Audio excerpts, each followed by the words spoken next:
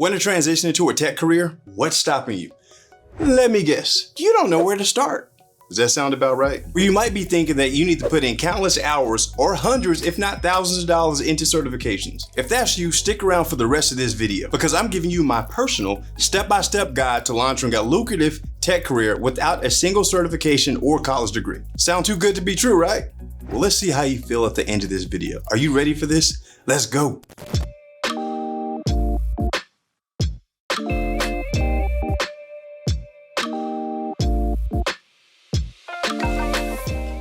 Hey cyber heroes, welcome back to my channel. If you're new, I'm Boyd Clues, an internationally recognized cybersecurity expert, and I help people upgrade their jobs into a six-figure tech career. If you want to join me on this journey, be sure to like this video and subscribe to the channel. Be sure to hit the bell so that you're notified whenever I drop new content guaranteed to help you take your tech career to six figures and beyond. All right, guys, we are about to jump in, and what I need to do before we get started is give some background context just in case you're new. Maybe you missed it. Boyd Clues, internationally recognized cybersecurity expert. Okay, I was the senior security architect for American Airlines before becoming a consultant and starting Baxter Clues Cybersecurity, which is a staffing, training, and consulting firm me and my wife started. Now, we've helped hundreds of people launch their tech careers, right? But the thing is, I only teach what I've experienced in my career, in my life, because I know that it works. I accomplished all those things in my tech career with just a high school diploma. All right, so I'm gonna give you my strategy of how you can go zero to cyber hero in this video based on my experience only. So if you have dissenting opinions, it's fine, but remember, I do this. Okay guys, so here we go. Step number one in this guide is going to be identify the right tech skills to learn. Now, I want you to hear what I'm saying. I said identify the right tech skills to learn. I did not say identify which certification to get. Every time somebody asks me about how do they break into tech, the first thing they say, which certification should I go get? Like it's going to be a magic bullet that solves a problem. And it does not, and I'm going to explain why in this video so that you get things started off on the right foot and not be a cert chaser because it doesn't end well. So first thing first, before we even go into the skills, before we even talk about certifications, you need to understand why you want to get into tech in the first place, because that's going to drive what decisions you make for your career. So I am just going to assume that you are financially motivated, and there's nothing wrong with that, right? You can make a lot of money in tech. In fact, it's probably why you're here watching this video, right? Nod your head. It's okay. Do you need to understand while you're in tech? And like, if you are financially motivated, you need to understand what would make a company pay you a high salary. And so there's two things I'm going to teach you right now that hopefully just revolutionize your life. And you're going to apply this to your current situation right now, employment situation, and your future one as well. So number one, IT and cybersecurity only exists as a vehicle for business enablement. Companies don't want to invest in technology. They don't want to invest in cybersecurity unless they absolutely have to make money, which brings me to how you can make money. Number one, you need to ask yourself, the job that I'm doing right now, does it make the company money? If your job does not make the company money, then your salary is going to be reflective of that. And then the second question is, does my position offset the risk of this company losing money? Now, if you've answered no to both of those, I would imagine that your salary is probably sub 60,000. And that's just because of business. Companies pay, number one, employees that help them make more money, right? So it's only right they invest a portion back. And then number two, those employees that are helping them offset the risk of losing money. So you can think of the employees as insurance, if you will. And so we're going to talk about some of those specific roles that would meet these categories so that you don't end up making the wrong decision like most people do, which is immediately go to the help desk. A help desk is a black hole and you don't make any money there because the help desk does not make the company money and it does not offset the risk of them losing money. And it can easily be outsourced to third world countries, well, I should say developing countries, for next to nothing. All right, so that's something that you're gonna have to compete with, and you don't really want to do that. So what I did in my career was the reverse of what I'm teaching you right now, which is how I know the old way doesn't work as well. It works, but not as well. I started off on the help desk, etc., and then I worked my way up into cybersecurity because I started learning those two principles that I just taught you. But what I did was I made the pivot into GRC, governance, risk, and compliance, which is the non-technical side of IT and cybersecurity that nobody talks about. Doesn't require hacking skill, doesn't require coding skills, doesn't require a college degree or any type of certifications like that. There's some frameworks I'm going to talk about that you can learn that will help you make this transition into tech, but those traditional things that people say that you need do not apply to this GRC phase. So it's important that you understand there are ways to make it into tech without those must-haves.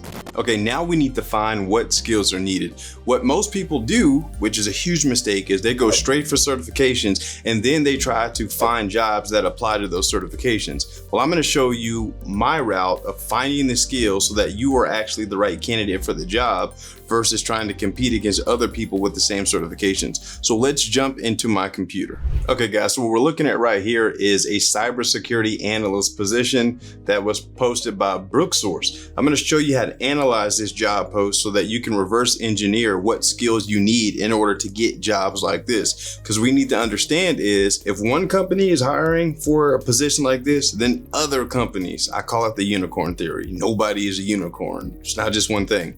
So first of all, we see that this is an entry-level cybersecurity analyst position and is paying between $24 to $26 per hour, which is pretty good for an entry-level position.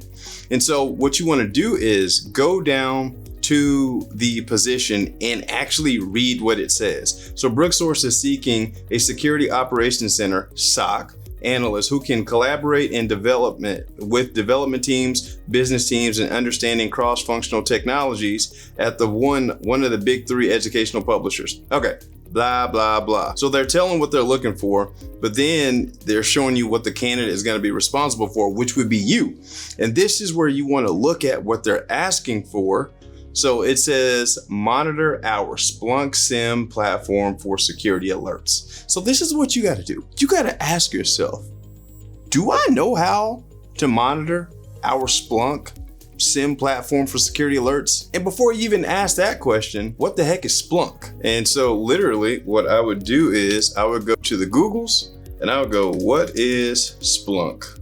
Splunk is a software platform to search, analyze, and visualize the machine-generated data gathered from websites, applications, sensors, devices, etc. So now we understand, at least at a high level, what this is. And so going back to the job posting, they're saying that we need to monitor the Splunk platform for security alerts. We need to handle transition calls between the evening SOC team in India. What this is telling me is this is more of an analyst role where I'm going to be looking at data and potentially taking action or responding to what I see. And if I look down here, what they're looking for, someone who's passionate about InfoSec, analytical skills, and a quick learner. What I'm showing you right now is an analytical process to determine if you are even a right fit for this position. So if these things don't come naturally to you, you need to figure out there's always a way to come up with the answer. You may not immediately know what that answer is, but you can come up with it with the right questions and the right tools. So now that we've figured out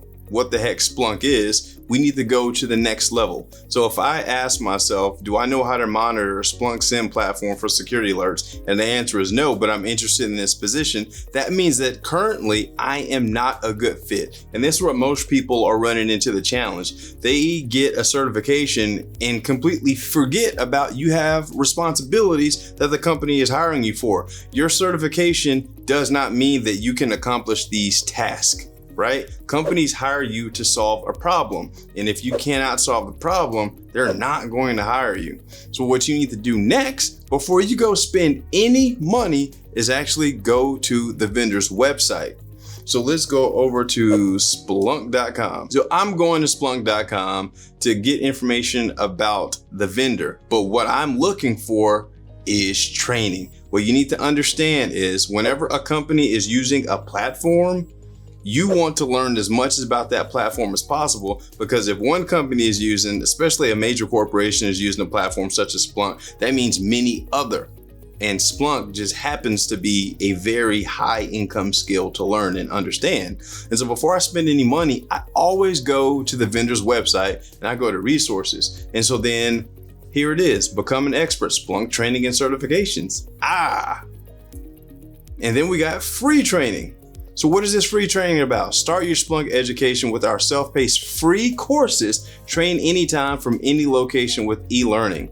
And so they have different paths that you can go into to understand what this Splunk thing is. Once you go in to the Splunk and you start doing the training inside of there, then you will be able to answer those questions that were in the job posting of, can you monitor, what do they say? Can you monitor the Splunk platform for security events? Going through that training, not just to get a certification, but to get a true understanding of how to work that platform, now is going to give you the ability to apply for these jobs, because you're going to be able to update on your resume that you know how to monitor Splunk platform for security events, etc. You're going to take the things that you learned from the training and update your resume specifically to what you've learned. That's the difference between getting knowledge and get a certification. You have to have skills that you can transfer over to a company to help them accomplish their goals. Okay, so here's what you do next, guys. Now that you have an idea of what potential skills are out there, especially for entry-level positions that's not looking for any certifications or college degrees, but a specific software skill, we went to the vendor's website and we see that they offer free training. So the next thing that we need to do before we just go heads down into this thing, we need to figure out if this is a viable niche for us to go into. And a niche just means a carved out section. And so what I would do is this. Let's jump over to the computer. Okay, so we're back on my computer now and back on LinkedIn.com. So what I would do is I would go over to jobs and then I would type in Splunk. I'm going to type in Splunk and I want to see what type of opportunities exist, because the best way to search for a job is not through job title, but is actually through skills, because job titles change from company to company and they don't mean anything. I know some directors that don't make 40K and I know some engineers that make 200. You choose. Company's going to pay what they want to pay. Title doesn't mean anything. So if I am inside of LinkedIn, I'm looking, and this gave me 79,000 results that contain the word Splunk. That is good for me. That means that there are plenty of opportunities for me to determine that this is a good career option for me. Okay, so based on what I see here, around $80,000 jobs, I know that this is definitely going to be something worth pursuing, but there's one more thing that I got to check. So if I hop over here, I'm going to check what would be the average salary for a Splunk engineer. And I would do it in my geographic area just in case you're not looking to work remote. And so here we have 65K to 140K, 86K to 160,000, which means this is a pretty lucrative skill to master. Not to get certified in, but to master, so that you can immediately go to companies and start adding value, which means that we're going to have to learn how to leverage this tool. So we can take advantage of the vendor's training, but we can also look into some training schools or specific institutions that specialize in Splunk administration training. Now, keep in mind, you can do this with any niche, but it's important that you find a place to specialize in your career, or you're gonna be jack of all trades. Jack of all trades, master of none. You get paid to specialize. So find something that is lucrative and go all in on it. Don't chase certifications and try to stack your career by going help desk, support, engineering, architect. Like, you don't have to do that. That's the old way. This is the new way, specializing, and I'm going to explain why. Okay, guys, so this brings me to number 2, which is learn the fundamentals of your niche and develop the necessary skills. Notice how I said, and I'm gonna keep saying this. For people out there, I'm not ragging on certifications, but the industry just disgusts me, because people think that because I got a certification, that means I'm gonna get a job, but they never acquire skills so they can excel at the job. And a cert means nothing, because you can pay a guy a couple $100 over in China and they will go take the certification on your behalf. And so they're not as valuable as people claim they are, because a piece of paper means nothing if you can't do the job. Okay, we need to learn the fundamentals of your niche and develop the skills. So in this instance, still, we're talking about Splunk. In my case, what I did was, it was the PCI DSS, Payment Card Industry Data Security Standard. It is a security framework that applies to all companies that store, process, transmit credit card data, or could impact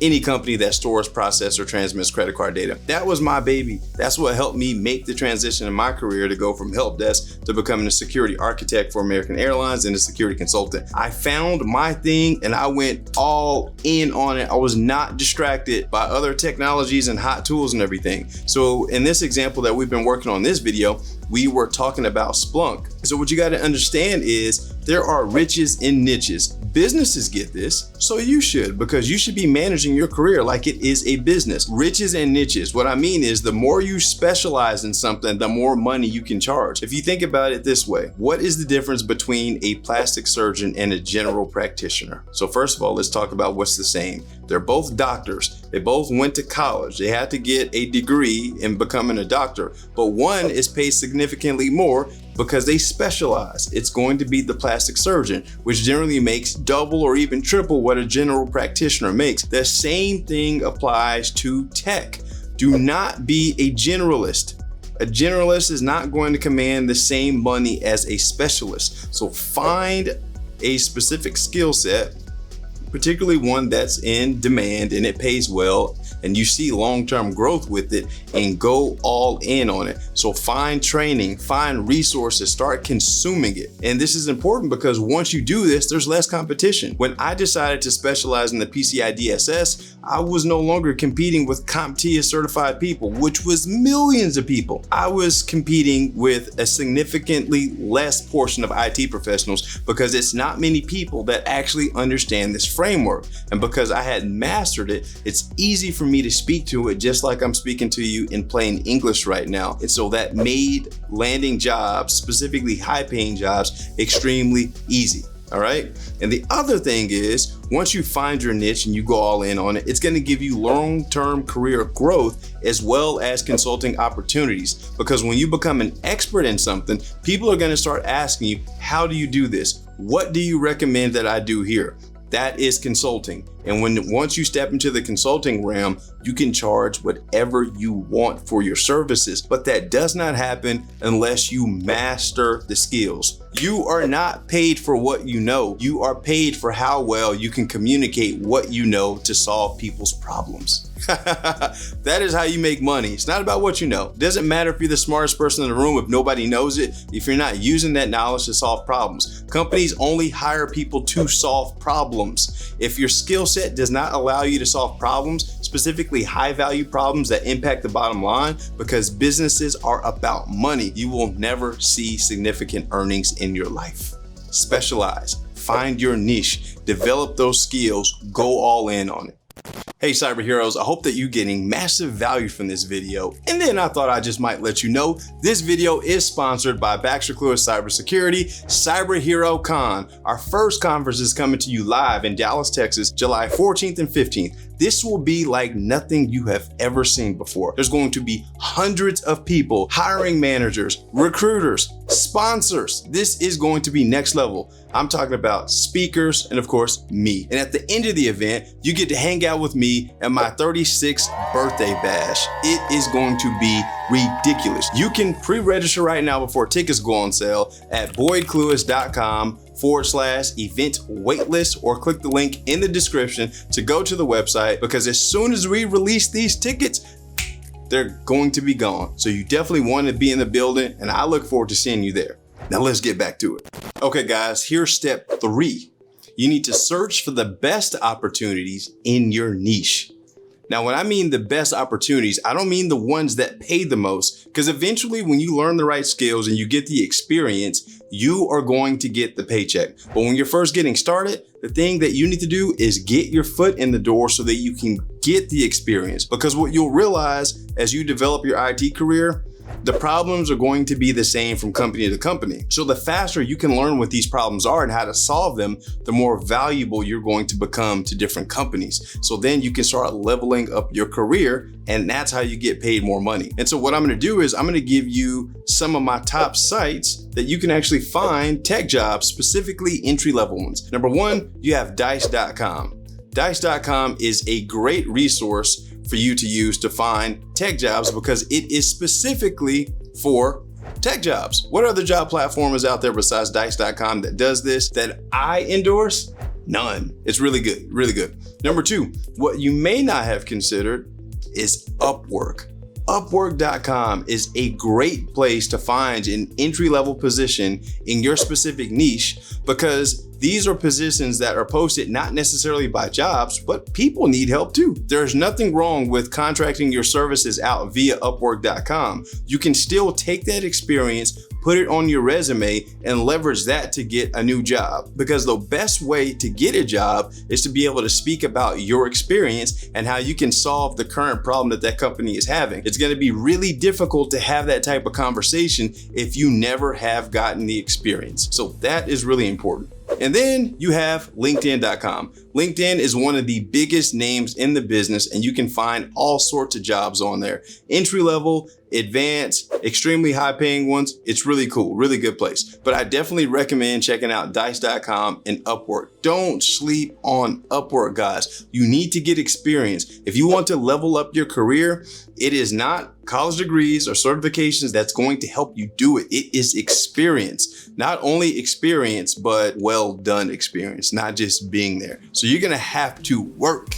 This is not just something where I jump into the tech field and now I'm just gonna get paid a whole bunch of money. You get paid for producing results. So you're going to have to work. That's very important. And here's number 4. This is super important. You need to get in front of decision makers and sell them. What most people don't tell you is a job interview is nothing more than a sales meeting. You are selling the company on why your solution, which is your skill set, is going to solve their problem and why you are the best. You got to think about this like I told you guys earlier. You need to manage your career like it is a business, and no business exists without sales, marketing, advertising, branding. Right? All the commercials are doing, they're branding, they're marketing, then they're selling you on their solution of why it's the best. Once you take on this business owner mentality, it's going to be easier for you to make the transition and look at your skills and what you bring to the table versus just a laundry list of tasks that you could perform from the company. And so let me give you an example. If I were to interview with a company and they would say, "Hey Boyd, tell me about your experience." And so how I would respond is traditionally not like anything you've ever heard before. I would say this, I appreciate the question, but I've done a lot of things in my career. Could you tell me specifically what problems you're facing in the company right now so I can tell you about my experience that's relevant to that? Boom. Now they're going to give you what problems they're hiring for, and then you can talk about only the specific experience that you have that actually solves their problems. Most people won't teach you that. They teach you to go in an interview and start talking about how good you are, how flamboyant you are in your education, when that doesn't matter. Let me prove it to you. Imagine if you went to the doctor and you had the most painful toothache, and the dentist, the doctor, the dentist, whatever, all he did was talk about how good he was in medical school, how he finished number 1 in his class, and you're just sitting there and your mouth is hurting. Would you care about his accomplishments when you're in pain? Absolutely not. You would probably be pissed off and never go back to that dentist again. Do not make that mistake in the job interview and turn it into a me show, because nobody cares about you. They care about what you can do for them. When you realize that, your life will change. It also works for relationships too, because you know I am a ladies' man. Okay, I was a ladies' man. I'm married now, as you can see. But yes, it works in relationships too. This is all about managing people's expectations and emotions. Technology does not do that. Certifications does not do that. You need skills and you need communication ability of how you can communicate, how you can solve problems using your skill set, how you've done it before, and how you can do it for this new company. Okay, I went off on a tangent that I was not even prepared for. All right, so we're talking about getting in front of decision makers. What most people will tell you is get a certification, get a college degree, and then how are you supposed to get a job? You go to the websites that I recommended or whatever they tell you, and then you sit at your computer all day applying to job after job after job, like you're doing right now. On this other screen right there, you got all the job boards and you're just applying where you're listening to me. Stop it right now. Stop it. You actually destroy your negotiating power when you go out seeking jobs that way, because there's thousands, if not millions of applicants doing the exact same thing. So why not do something different? Let me tell you what you can do different. Remember, no business exists for a long time without sales, marketing, branding, advertising. You gotta have this. Treat your career like it is a business. LinkedIn is a place where you can broadcast and showcase your skills. As a matter of fact, let me take you over to my LinkedIn page and I'm gonna show you what I'm talking about. Okay, if we come over to my LinkedIn profile, let's go to view profile. So I have my banner, I have my headline, who I am, what I do, etc. But I'm always posting content specifically around what I do, which is career strategy to help people just like you break into tech. So I share my thoughts, I share my insights. And so this is actually one of the things I want to talk about. This was a tech mixer that I went to that had over 200 people there. So there was hiring managers, there were people there looking to break into tech. Relationships were established that are going to lead to jobs, because what you need to understand is people hire people, not robots. That job application tracking system is going to deny you. You're never going to hear back from them. But if you get in front of the people that actually make the hiring decisions, then you're going to be in much better shape. So there's a couple ways that you can do this. Number one, networking. Use Eventbrite. Go to eventbrite.com and type in tech. Look for mixers. Get out and meet people. You never know who's willing to give you an opportunity. Network. Number two, you can use your network on LinkedIn and just make a public post that you're actually looking for an opportunity. So I actually did this for one of my friends the other day. So let's look at my activity real quick. Post. I made a post specifically that says, attention all hiring managers. I have a highly skilled colleague with 8 years of experience as a cybersecurity professional with extensive experience in security frameworks such as PCI DSS. She's seeking new opportunities to apply her expertise and take on a new challenge in the industry. Let's work together to create a more diverse and inclusive workforce in cybersecurity. So I did this, tons of comments, tons of messages in my DMs looking to set up an interview with this candidate, because I went to the source, the people. I didn't send her to start applying to jobs over and over. It doesn't work that way. You need to talk to people. The other thing that you can do when it comes to getting in front of hiring managers is on LinkedIn, you have to go on the hunt. So let's say that I'm looking at one of these positions, for example, a Splunk position. Let's find one. I'm gonna see these positions. Sometimes LinkedIn is gonna tell you who posted it. So why not connect with this person, send them a message, let them know that you are interested in this position that they posted and you would like to speak with them about it. You could do that, or you could submit a job application that they're never gonna see. You choose. But talking to the people is how you are gonna get in front of decision makers, and it's an easier way to be able to get inside information about the company as well as showcase your influence. And the fifth and final thing that you need to do is find a mentor or someone that's been there to help you navigate this process. It only makes sense if you could find somebody that has reached the levels that you aspire to help you if they're willing to give you their time. The challenge is most working professionals are too busy or don't see the value in giving back. But if you can find one, then make the investment. When I say make the investment, I mean, number one, time, and number two, it's going to cost you. Nobody is going to share their life experiences to help you shortcut years of time, to help you make advancements in your career. I'm not gonna say nobody, but for the most part, people are not gonna do that for free. You need to compensate them for their time because they had to learn the hard way and they're gonna give it to you the easy way. And so you can find mentors through online training, through YouTube, through LinkedIn, or even in your local network. Find somebody that is working in the position that you aspire to be in and ask them, how did you do it? And it also helps if you come with a gift. You can invite them to coffee, breakfast, dinner, something like that. Bring value. It's an exchange of value, right? Once you do that, you're gonna be in a much better position to be able to navigate some of these hurdles. Because these things that I'm telling you right now, it took me years to figure out, and the hard way. I'm telling you, it's hard way. And I don't want that for anybody. So if you can get a mentor to help shortcut the path to achieving your end result, then do it. But you cannot be afraid to invest. It is going to require an investment of time and probably money in order for them to help you shortcut years in order to upgrade your tech career.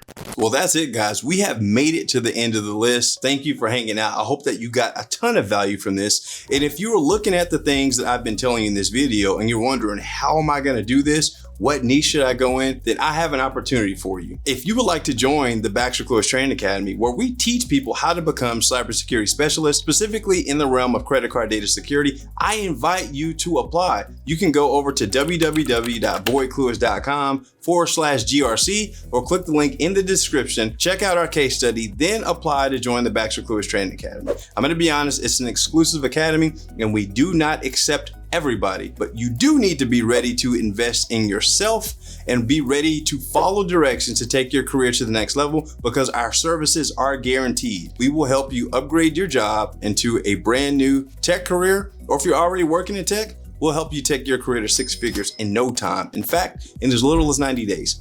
Click the link in the description to learn more about Baxter Close Training Academy and how we can supercharge your career. Hey guys, let me know in the comments what you thought about this guide. What questions do you have? It's completely impossible for me to cover every single thing, but I gave you the most important pieces when it comes to starting your tech career. Also, this is a great time for you to subscribe to the channel so that you're notified whenever I drop new videos and content guaranteed to take your career to the next level. Well guys, that's it for this video. I'll see you on the next one.